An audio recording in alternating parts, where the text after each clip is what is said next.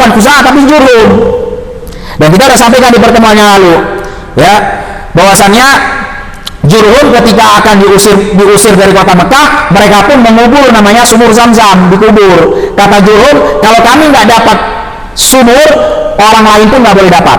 Dan sumur kalau tidak ada di kota Mekah, maka tidak ada kehidupan. Karena kita sudah bilang, asal muasal kehidupan itu muncul pertamanya dari air Zam-Zam, baru ada pohon, baru ada hewan. Kalau air tak ada, mati pohon, mati hewan, semuanya tak ada kehidupan. 500 tahun Khuza'ah memimpin. Kebiasaan mereka adalah membeli air dari luar karena air nggak ada dan mereka nggak tahu di mana sumur Zam-Zam. Nah, Qusay bin Kilab tahu kisah itu. Dia pun berdagang seperti ayahnya, Fikhir, pintar berdagang, kemudian dia kumpulkan harta, akhirnya dia juga termasuk orang yang terhormat. Hartanya banyak, pintar berdagang, sosialisasinya kepada orang juga baik, muamalahnya kepada orang. Akhirnya dia punya nama, dia punya tempat, dia dihormatilah, ya, karena dia juga termasuk daripada orang yang punya kelebihan dari sosial dan juga dari harta. Begitu juga ada perilaku dia, akhlak dia juga baik kepada orang. Akhirnya orang pun memberikan dia tempat di kalangan masyarakat, termasuk yang ditokohkan. Nah, pada saat itu Qusay bin Kilab melihat Raja Khuza'ah pada masa itu, bernama rajanya adalah Hulail. Nama Raja Khuza'ah yang kita bilang tadi, Khuza'ah yang mengusir Jurhum. Nah, pada saat itu di masa Qusay bin Kilab namanya Hulail. Raja Hulail ini punya putri yang begitu cantik. Akhirnya Qusay bin Kilab berupaya untuk melamar anak Raja Hulail tadi.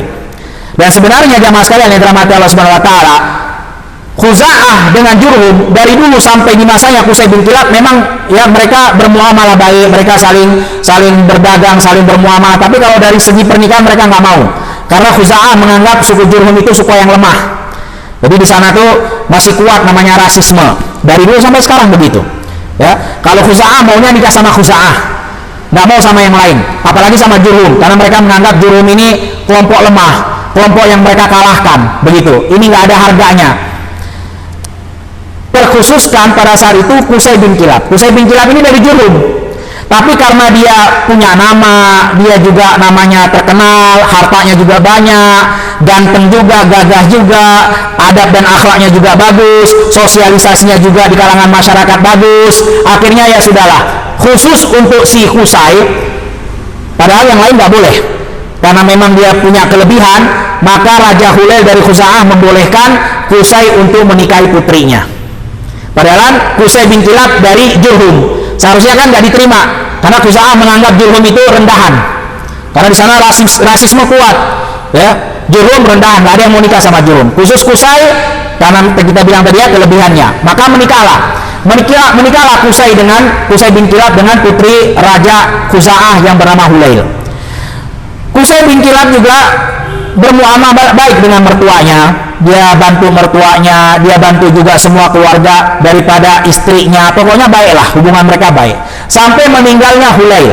Nah, ketika meninggalnya Hulail, Qusay bin Kilab berpikir, inilah saatnya kita mengembalikan kekuasaan kepada suku aslinya, karena suku asli yang menguasai Mekah sebenarnya Jurhum. Cuman karena Khuza'ah waktu itu mengusir Jurhum karena mereka punya pasukan yang lebih kuat, akhirnya Jurhum pun terusirkan. Nah, sekarang setelah 500 tahun, ini udah lama nih, 500 tahun sudah, Qusay bin Kilab ingin mengembalikan kejayaan kepada suku Jurhum, suku dia, karena dia berasal dari Jurhum, dan dia juga berasal dari keturunan Nabi Ismail, karena Nabi Ismail menikahi Jurhum kemudian memiliki keturunan. Akhirnya Qusay bin Kilab menawarkan atau mempromosikan dirinya untuk menjadi raja pengganti daripada mertuanya. Anak-anak atau iparnya daripada Qusay, karena kan Hulail punya anak, sekaligus itu iparan dengan siapa? Dengan Qusay, ya saudara-saudara istrinya lah. Nggak menerima. Gimana caranya engkau mempromosikan sebagai raja padahal engkau dari Jurhum, kata Khuza'ah tadi, atau kata anak-anaknya Hulail tadi. Akhirnya terjadi cekcok di antara mereka. Begitu juga Qusay bin Kilab mengajak kembali suku Jurhum untuk melawan Khuza'ah. Begitu juga anak keturunannya Raja Hulail tadi mengajak sukunya Khuza'ah. Akhirnya terjadi bentrokan, terjadi tumpah darah di antara mereka sampai banyak sekali nyawa yang hilang. Akhirnya karena tidak ada habis-habisnya dan nanti bakal rugi kedua belah pihak, karena satu lain saling mati, ini mati, sana mati, banyak terjadi pertumpahan darah. Akhirnya mereka mengambil seorang dukun untuk menjadi juru damai, jalan tengah. Ya, namanya Muammar bin Auf. Ya, Muammar bin Auf yang disebut, atau afwan, Ya'mur bin Auf. Nama dukun tersebut adalah Ya'mur bin Auf. Nah, ini jamaah sekalian yang dirahmati Allah Subhanahu wa taala, memang sudah menjadi kebiasaan orang-orang Quraisy dari dulu sampai akhirnya lahir Rasul. Ketika mereka ada permasalahan, terjadi pertikaian di antara mereka, pasti ujung-ujungnya larinya ke dukun, minta damainya ke dukun. Nah, sama zaman kita juga begitu. Ada permasalahan, ada kesulitan, mau mencalonkan caleg, pergi kemana? Dukun. Hati-hati jamaah, ini perbuatan orang jahil nih. Ini kan sudah dilakukan sama orang jahiliyah. Berarti kalau kita ngikut juga, kita ngikut perbuatan orang jahil dong. Ini kan masa jahiliyah yang kita kisahkan, ini adalah di masa jahiliyah sebelum lahirnya Rasulullah, sebelum Islam datang, sebelum diangkat Rasulullah menjadi Rasul. Kebiasaan mereka begitu. Nah, jangan ikut kebiasaan orang bodoh. Jahil artinya apa? Bodoh, jahiliyah. Jangan jemaah. Orang pintar datang dan minta tolong kepada Allah, bukan minta tolong kepada orang bodoh. Dukun itu orang bodoh. Jangan dibilang orang pintar. Kalau dia pintar, mintanya sama yang maha kuasa, yang maha memiliki segalanya, yaitu Allah. Mintanya sama setan. Setan kan makhluk sama seperti kita, mati juga setan itu. Setan itu ciptaan Allah, sama macam kita. Dia perlu makan, perlu tidur, dia perlu kepada kehidupan, dia juga mati, sama. Lah kita minta tolong sama yang sama-sama seperti kita lemah, berarti kan bodoh. Kalau mau minta tolong sama yang lebih kuat, siapa yang lebih kuat dari segala makhluk? Allah Subhanahu wa ta'ala. Dan hati-hati jamaah, Rasulullah sudah mengancam keras orang yang datang ke dukun, minta fatwa dukun, minta saran dukun, percaya sama dukun. Kata Rasulullah sallallahu alaihi wasallam, "Man ata kahinan fasa'alahu fasaddaqa bima yaqul, faqad kafara bima unzila ala Muhammad." Siapa yang datang kepada dukun, bertanya dan percaya semua permasalahan, dia minta tolong sama dukun, kata Rasulullah, sudah kufur kepada apa yang Allah turunkan kepada Rasulullah berupa Al-Qur'anul Karim. Hati-hati. Itu bukan perbuatan orang Islam datang ke dukun. Dan kita sudah sampaikan, jangan pakai peribahasa yang membuat orang bingung. Dukun ya dukun aja, nggak usah pakai bahasa-bahasa halus. Oh, ini bukan dukun, ini guru spiritual saya. Ya dukun aja lah, jangan guru. Kalau guru itu orang pintar, masa berguru sama orang bodoh? Kalau orang pintar minta sama Allah, jangan bilang oh ini orang pintar, dukun. Ini kadang dibuat bahasa-bahasa halus, akhirnya orang bingung, akhirnya orang nggak paham, akhirnya dia kira oh boleh. Hati-hati. Nah jamaah, hati-hati ya. Ini perbuatan jahiliyah, datang ke dukun. Nah mereka ribut, nggak jumpa perdamaian, akhirnya mereka datang ke dukun. Namanya Ya'mur bin Auf. Ya, kata Ya'mur bin Auf, apa permasalahannya? Dia bertanya kepada Qusay bin Kilab, wahai Qusay bin Kilab, kenapa engkau menawarkan dirimu untuk jadi raja? Apa alasanmu? Kata dukun tadi ini. Kata Qusay bin Kilab, kita semua tahu dulu yang membentuk kota Mekah, yang membangun di Mekah itu, yang memakmurkan kota Mekah itu dari suku Jurhum, suku saya. Tapi tiba-tiba ada Khuza'ah dari luar, karena cuma modal punya pasukan, mereka usir Jurhum, mereka yang berkuasa. Karena nggak punya andil jasa sama sekali. Makanya sekarang saya tawarkan diri menjadi raja, Qusay bin Kilab. Saya ingin mengembalikan kekuasaan dan kejayaan yang seharusnya milik Jurhum, bukan milik Khuza'ah. Kemudian kata dukun tadi Ya'mur bin Auf, nah sekarang engkau anak-anaknya Hulail, raja Khuza'ah. Apa alasan kalian tidak mau menerima Qusay menjadi raja? Kenapa kalian harus menjadi raja? Akhirnya anak-anak Hulail juga mengatakan, ya memang sih tidak ada alasan, cuman kan 500 tahun kami sudah menjadi raja, masa harus lari ke suku yang lain? Akhirnya dukun tadi pun mengambil keputusan, ya sudah, kalau begitu tetap Qusay bin Kilab yang punya hak untuk menjadi raja. Mereka pun diam semuanya. Inilah karena percaya sama dukun, ya kan? Dukunnya bodoh, yang datang ke dukun lebih bodoh lagi. Ya, akhirnya damai. Pokoknya apa kata dukun? Sama, sekarang juga begitu. Gelarnya profesor, percaya sama dukun. Percuma jadi profesor. Dukunnya nggak punya gelar apa-apa, tapi apa yang dikatakan dukun percaya aja. Suruh ini, suruh itu, oh iya, mbah dukun. Hati-hati jamaah sekalian yang dirahmati Allah Subhanahu wa taala. Jadilah orang yang cerdas beragama Islam. Jangan cuma hanya agama saja, tapi dia nggak paham apa yang diinginkan dari agama Islam. Belajarlah, apalagi agama Islam ini adalah agama yang dipelajari, agama yang dipahami. Makanya ayat yang pertama turun kepada Rasulullah adalah Iqra, baca, pahami, pelajari, bukan ikut-ikutan. Iqra, baca, kata Allah Subhanahu wa taala. Akhirnya damai. Qusay bin Kilab jadi raja. Ya. Qusay bin Kilab ini punya anak dua. Satu bernama Abdul Dar, satu lagi bernama Abdul Manaf. Dia punya anak dua. Anak pertamanya Abdul Dar, anak yang paling pertama, laki-laki.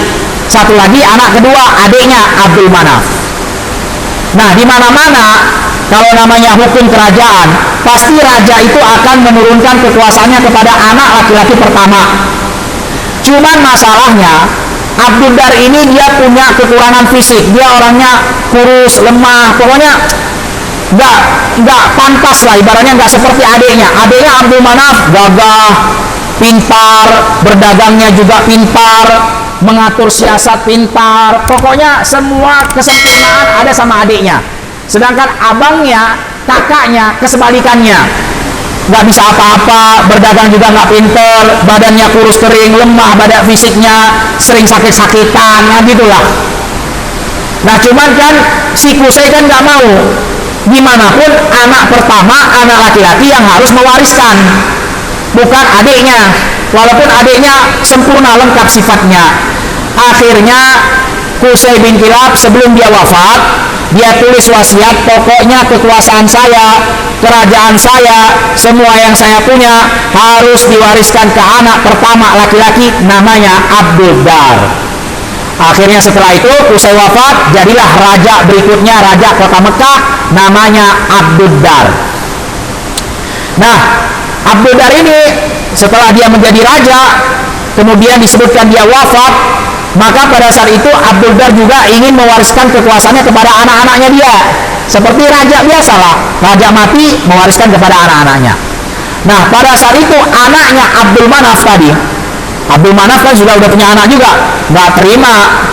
Mereka juga mengatakan, dulu kakek kita, karena kan kakeknya Qusay, memberikan kekuasaan kepada ayah kalian, karena ini sama-sama sepupu nih, saling bentrok, saling berebut kekuasaan, memberikan kekuasaan kepada ayah kalian Abdul Dar itu karena kasihan. Karena si Abdul Dar itu dia lemah, kalau nggak dikasih ya dia nggak dapat apa-apa, ya udah dikasih sama kakek kita. Adapun sekarang sudah mati bapak kalian, berarti sekarang tidak bisa diturunkan kepada anak-anaknya, berarti kita harus bersaing. Dulu kan bapak kalian dapat bukan karena hak, bukan karena pantas, karena kasihan doang. Nah sekarang dia udah mati, udah selesai, berarti nggak ada lagi namanya kasihan, berarti nggak mesti harus turun kepada anaknya, tapi kita bersaing antara anaknya Abdul Dar sama anaknya Abdul Manaf. Ya, mereka bertikai sampai hampir juga saling membunuh satu sama lain. Akhirnya mereka datang lagi ke dukun tadi, Ya'mur bin Auf. Masya Allah, dukun ini diriwayatkan usianya sampai 120 tahun lebih. Ya, tapi dukun datang karena tadi kakeknya tanya ke dukun itu, ya udah kita tanya lagi ke dukun. Ah itulah namanya adat istiadat, budaya. Ini yang buat kenapa orang Quraisy nggak mau ngikutin Rasulullah, karena mereka bilang masa salah semua kakek-kakek kami dulu itu. Padahal semua memang bisa salah, siapa yang nggak bisa salah kecuali Allah dan Rasulnya. Mereka datang, mereka bertanya, nah gimana ini? Kita bertikai, siapa yang jadi raja? Kata dukun tadi, dan mereka dengar apa kata dukun. Apa yang dikatakan dukun, walaupun gak masuk akal, pokoknya sami'na wa ata'na. Kami dengar, kami taat. Karena bodoh, sama-sama bodoh. Ya. Dukun tadi bilang, begini aja, kita bagi dua kerajaannya. Ya, kita bagi dua kerajaannya. yang anak-anaknya Abduddar tadi, yang meninggal tadi, raja tadi, itu mengurus yang berkaitan dengan Ka'bah dan Darun Nadwah. Jadi dulu ya, tempat hal yang sakral yang sangat penting di kota Mekah Al-Mukarramah itu ada 3. Yang pertama Ka'bah, yang kedua Darun Nadwah, yang ketiga masalah jamaah haji. Ini perkara yang sakral ini, dan ini yang diperebutkan dari zaman dulu sampai sekarang. Kata dukun tadi, yang mengurus Ka'bah dan Darun Nadwah. Darun Nadwah adalah tempat ya yang disiapkan oleh Qusay bin Kilab. Pokoknya semua apa saja kepentingan yang diputuskan harus diputuskan di Darun Nadwah. Baik itu kelahiran, baik itu tentang pernikahan, baik itu tentang sengketa, pokoknya harus Darun Nadwah. Jadi Darun Nadwah ini tempat sakral.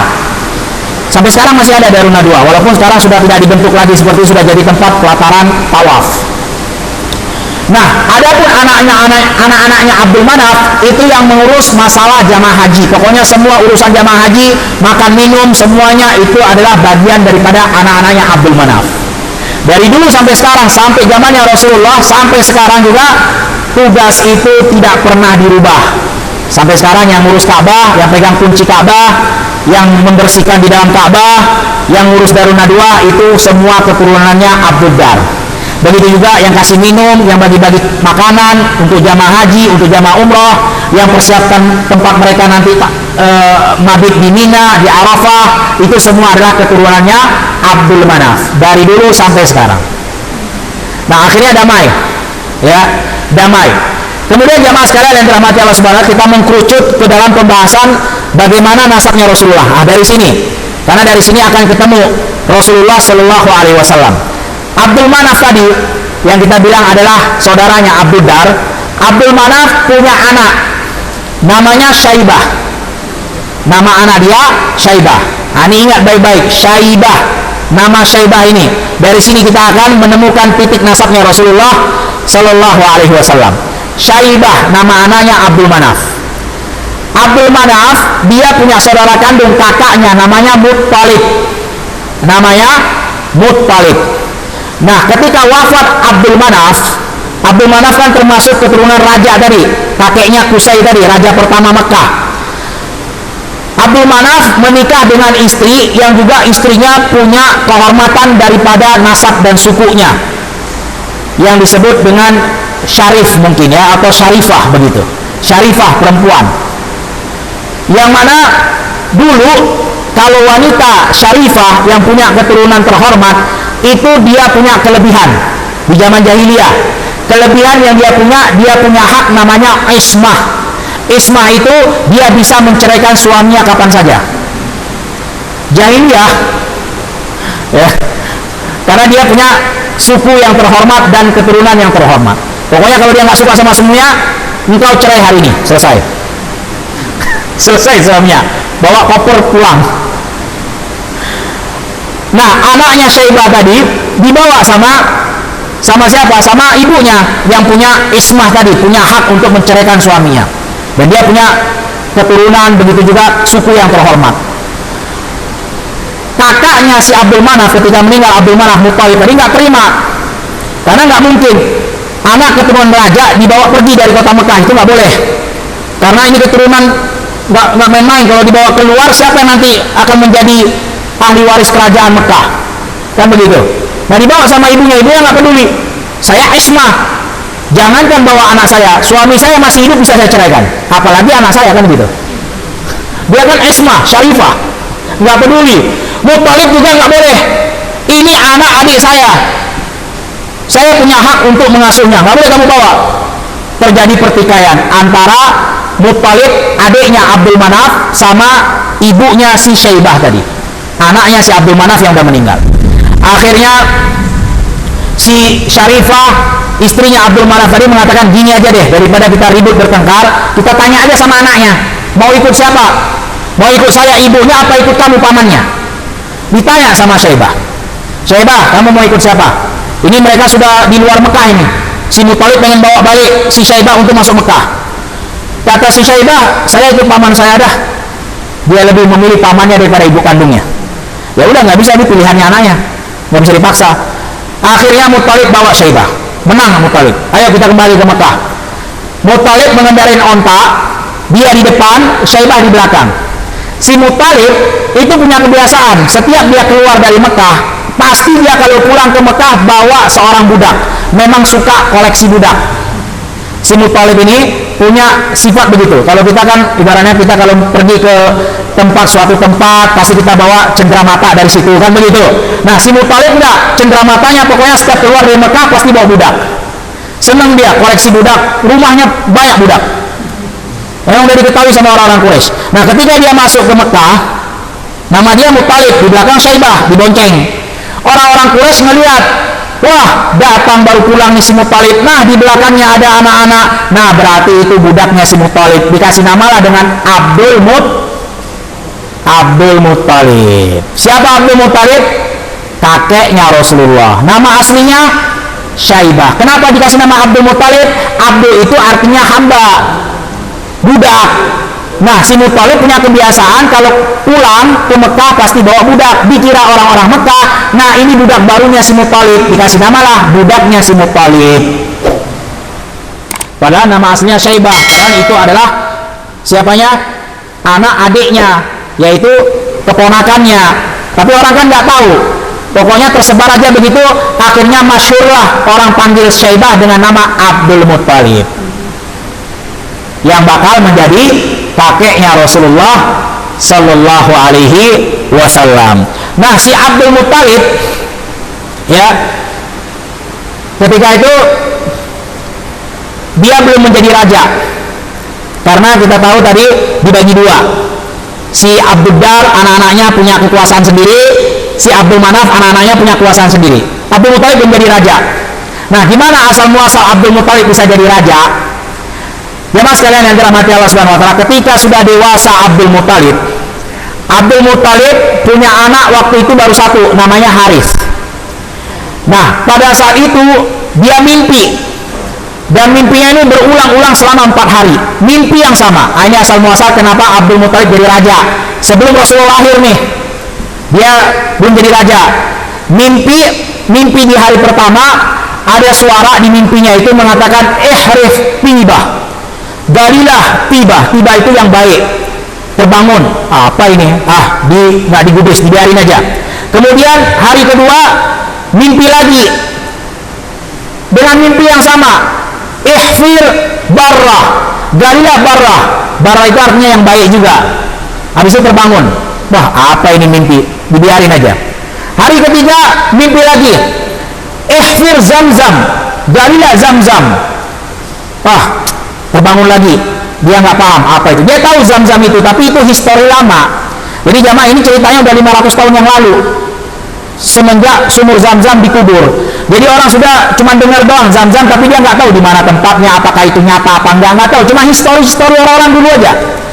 Zam-Zam apa lagi nih? Hari ketiga. Hari keempat mimpi lagi yang sama. Abdul Muttalib tadi disuruh gali Zam-Zam, kemudian di mimpinya ditambah lagi dengan bahwasannya dikasih tahu dengan suara tadi, ada nanti engkau lihat segumpal darah hewan yang dikurbankan, kemudian di sekitar itu ada burung gagak yang sedang mematuk-matuk, kemudian di sekitar burung gagak itu ada sarang semut. Itu tanda-tanda yang engkau akan lihat besok hari, maka galilah di situ. Tanda-tanda sumur Zam-Zam. Maka keesokan harinya Abdul Muttalib udah yakin ini bukan mimpi biasa ini. Soalnya 4 hari berturut-turut nih, ganggu aja. Akhirnya dia termenung di depan Ka'bah. Tiba-tiba ada orang yang menyembelih hewan di depan Ka'bah, menyembelih ontanya. Karena memang dulu orang menyembelih di depan Ka'bah, karena di depan Ka'bah itu banyak berhala. Jadi mereka menyembelih di depan Ka'bah sekaligus untuk berhala. Ketika dia lihat darah hewan sesembelihan tadi mengalir sampai mengumpul di satu tempat, ya, ngumpul darah itu. Kemudian dia lihat di sekitar darah itu ada burung gagak sedang matok-matok. Ternyata di sekitar burung gagak itu ada sarang semut. Akhirnya dia ingat mimpi dia, inilah petunjuknya. Dia ambil cangkul, dia gali. Dia gali, ini antum tahu di mana sumur Zam-Zam? Sumur Zam-Zam itu dulu ada ditulis, tapi sekarang karena banyak orang ngelap, ngejilat, pokoknya macam-macam, akhirnya dihapus itu namanya. Karena nggak benar kalau kita mengambil keberkahan itu dari Allah, bukan dari sumur Zam-Zam, bukan dari Ka'bah. Ka'bah itu cuma batu, tapi Allah yang suruh kita tawaf di depannya. Artinya Allah yang punya wewenang, bukan Ka'bah. Jangan salah banyak, subhanallah kaum muslimin, dikiranya Ka'bah itu yang memberikan manfaat. Dia lap, dia pel, dia jilat, wah segala macam lah. Dia peluk, dia sobek kiswahnya, masya Allah. Sobek kiswah jual ke Indonesia harganya ratusan juta. Katanya apa? Ini bisa mendatangkan rezeki. Syirik. Bukan kiswah yang mendatangkan rezeki, Allah. Hati-hati jamaah. Nah ini kita harus belajar tentang tauhid. Jangan sampai datang ke rumah Allah bukannya bertauhid kepada Allah, malah melakukan kesyirikan. Jauh-jauh datang dosa yang ada. Sumur Zam-Zam itu, letak aslinya sumurnya itu sekarang memang udah di keramik semua, tapi dia 2 langkah setelah atau di depannya makam Ibrahim. Jadi antum kalau lihat ada makam Ibrahim, melangkah aja 2 langkah arah ke menjauh daripada Ka'bah, disitulah sumur Zam-Zam. Ya sederet dengan pintu Ka'bah, cuman nggak dempet, agak jauh karena makam Ibrahim juga jauh, nggak dempet dengan Ka'bah. Disitulah tempat di bawah itulah sumur Zam-Zam. Cuma sekarang udah nggak dibuka. Kenapa? Sekarang sudah canggih, tinggal pakai paralon, pakai mesin, disedot, dialirkan langsung jauh, tempat berjarak berkilometer bisa. Nggak usah lagi dibuka. Udah canggih, ya. Pokoknya udah dibuat alat segala, tinggal disedot aja. Nah, Abdul Muthalib lihat dia gali, dan antum tahu ini di depan Ka'bah nih. Banyak orang tawaf, dia gali, orang tawaf, bayangin. Jadi terganggu, ngapain ke Abdul Muthalib? Gila kamu, ngapain gali di situ? Ngapain kerjaan kamu? Orang tawaf kamu malah nyangkul di situ. Pokoknya dikata-katain sama orang-orang Quraisy yang sedang tawaf di situ. Nah, anaknya Haris tadi diperintahkan oleh ayahnya, pokoknya jaga saya, jangan sampai itu orang-orang Quraisy ganggu saya sedang cangkul. Ada yang dekat suruh jauh-jauh gitu. Ketika dia mencangkul sampailah kepada bibir sumur tadi, maka terbukalah sumur Zam-Zam dan muncaklah airnya tadi. Karena udah hampir 500 tahun lebih terkubur sumur Zam-Zam. Begitu muncak, semua orang-orang yang tahu, orang-orang Quraisy terheran-heran, kaget, kok bisa ada air? Padahal semua kering. Dari dulu sampai sekarang jemaah, kota Mekah itu di sekitar Masjidil Haram itu kering, nggak ada air, cuma ada air sumur Zam-Zam doang. Air yang hotel-hotel ambil itu di mana? Dari laut merah, di suling, bukan dari sumur. Mereka mau gali sumur nggak bakal ketemu air, cuma Zam-Zam doang ada air. Inilah kekuasaan Allah Subhanahu wa Ta'ala. Nah, begitu muncrat, mengalir airnya, orang-orang Quraisy semua terheran-heran, terkagum-kagum.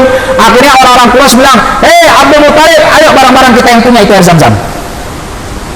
Kata Abdul Muthalib, enak aja loh, saya yang cangkul, saya yang nemu, punya kita bareng-bareng. Enak aja, begitu udah keluar air, bareng-bareng yuk. Enggak, kata Abdul Muthalib, nggak bisa, ini punya saya sendiri. Enak aja kalian nggak tahu apa-apa, saya yang cari, saya yang gali, saya yang nemuin, main punya bareng-barengan. Nggak usah. Orang-orang Quraisy nggak terima juga, nggak boleh gitu. Enak aja kuasai air Zam-Zam sendiri. Pokoknya punya bareng-bareng, rame-rame kita yang punya. Nggak bisa, kata Abdul Muthalib. Bertikai satu antara mereka. Bertikai, akhirnya daripada ribut sama-sama rugi, ayo kita ke dukun lagi. Dukun lagi. Ya ini jahiliyah, hati-hati jamaah. Kalau punya kesulitan, punya masalah, berdoa, curhat sama Allah, bukan sama dukun. Dukun ini subhanallah, kalau memang benar apa yang dia katakan, memang dia bisa menghasilkan harta, pasti dia udah ambil terlebih dahulu untuk dia. Nah, buktinya dia buka praktek perdukunan. Kenapa? Karena butuh duit. Kalau memang betul mujarab apa yang dia bilang, kamu bakal dapatkan ini, kamu bakal dapat orang kaya, rezekimu sukses, pasti untuk dia dulu lah. Nah, buktinya dia buka rumah perdukunan untuk apa kalau bukan untuk dapat duit? Kadang rumahnya pun jelek. Kalau memang dia bisa mendatangkan rezeki, rumahnya udah bagus. Ini rumahnya jelek, reot, bau lagi dukunnya. Jangan jamaah, hati-hati, jangan. Kadang subhanallah, beberapa tahun yang lalu ya, terheran-heran kita, yang datang tuh bukannya sembarangan, pejabat, punya gelar tinggi, datang ke satu dukun yang dia yakin dukun itu bisa menggandakan duit. dari sini keluar. Akhirnya sekarang di penjara. Nyesel tuh. Nggak main-main pejabat yang datang. Seharusnya pejabat pinter.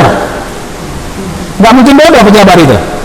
Nah tapi datangnya ke orang bodoh. Inilah masalahnya. Karena tidak belajar, tidak paham agama Islam dengan pemahaman yang benar, begitulah jadinya. Maka belajar jamaah, agar kita tidak terjerumus ke dalam kesesatan, agar kita tidak merugi, agar kita tidak menyesal. Belajar, pelajari, pahami, hadirlah semangat di majelis ilmu. Nah datang mereka ke dukun, ribut kan, Abdul Muthalib gak terima, pokoknya semua sampean punya saya. Kata orang-orang Quraisy, oh gak bisa, punya bareng-bareng, enak aja punya kamu. Datang ke dukun, cuman dukunnya waktu itu bukan si Ya'mur lagi, Ya'mur udah mati. Dukunnya seorang wanita dari suku Sa'idah, wanita dukunnya, ya. Nah begitu mereka datang ke rumahnya dukun tadi ternyata nggak ada di rumah, sedang pergi Khaybar. Akhirnya dia berangkat, mereka semua tadi berangkat ke Khaybar. Kata mereka, daripada kita tunggu dukunnya pulang, mending kita nyusul, kita tanya, karena ini penting nih, ini harus diputuskan nih, nggak bisa enak aja si Abdul Muthalib pengen menguasai sendiri, harus kita kejar itu dukun. Akhirnya berangkat, Abdul Muthalib juga berangkat. Ketika berangkat, Khaybar lumayan jauh dari Mekah. Di pertengahan jalan ternyata perbekalan makanan dan air mereka habis perbekalan mereka. Di tengah jalan belum nyampe, jarak ke Khaybar itu masih jauh, pulang ke kota Mekah juga masih jauh, tapi air udah nggak ada. Mau balik juga khawatir, mau lanjutkan perjalanan juga pasti bakal celaka karena air nggak ada, semua padang pasir. Akhirnya teman-temannya Abdul Muthalib tadi, orang-orang Quraisy mengatakan, begini aja deh, kita gali kuburan masing-masing. Siapa yang mati duluan kita yang bantu kuburin, nanti yang terakhir mati dia nggak bisa dikuburkan. Si Abdul Muthalib nggak mau, ini mah bego ini katanya. Mending saya lanjut perjalanan aja. Karena namanya orang jahiliyah kan bodoh. Makanya dikatakan jahiliyah. Akhirnya Abdul Muthalib, saya berangkat aja, lanjut ke Khaybar. Ketika berangkat, dia naik ontaknya, disebutkan dalam riwayat, Allah Subhanahu wa Ta'ala dengan kekuasaannya mengeluarkan air dari bekas telapak ontanya Abdul Muthalib. Tiba-tiba muncrat air, padahal nggak tahu dari mana. Ini kekuasaan Allah. Datang air, begitu teman-teman lihat ternyata ada air, mereka semua minum, subhanallah, mereka puas. Setelah selesai itu mereka pun baru sadar teman-temannya, yang memberikan engkau air di tempat ini padang pasir sama juga yang memberikan engkau air Zam-Zam di kota Mekah, maka kami ikhlaskan air Zam-Zam punya engkau. Disinilah Abdul Muthalib jadi raja, karena kan sumber kehidupan yang punya Abdul Muthalib. Akhirnya mereka juga, ya sudahlah, engkau raja kami, yang penting berikan kami air Zam-Zam secara gratis. Ini asal muasal Abdul Muthalib jadi raja. Ini belum lahir Rasulullah, belum. Makanya jamaah sekalian yang dirahmati Allah Subhanahu wa Ta'ala, sebenarnya orang-orang Quraisy nggak punya hujah, nggak punya alasan untuk tidak mengikuti Rasulullah.